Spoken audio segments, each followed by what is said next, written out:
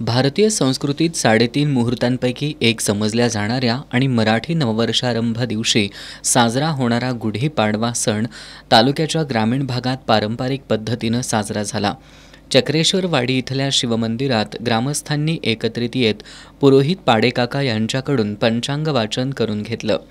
गावातील शेतकऱ्यांनी वार्षिक पाऊसमान, पेरणी, काढणी, हवामानाच्या अंदाजाविषयी नवीन पंचांगाच्या माध्यमातून अंदाज बांधला. या अंदाजानुसार पेरणी आणि शेती कामाचं नियोजनासह राशीचक्र, ग्रहणे, सण उत्सवाबाबत माहिती सांगण्यात आली.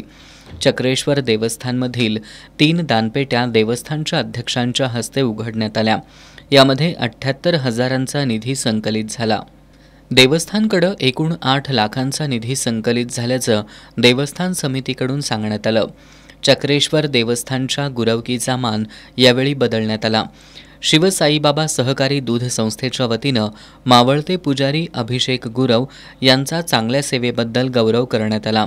यावेळी संस्थापक आणि माजी सरपंच साताप्पा नरके, चेअरमन दत्तात्रय रणदिवे, सरपंच सदाशिव भांदिगरे, शरद कुसाळे यांच्यासह ग्रामस्थ आणि गुरव समाजातील नागरिक उपस्थित होते.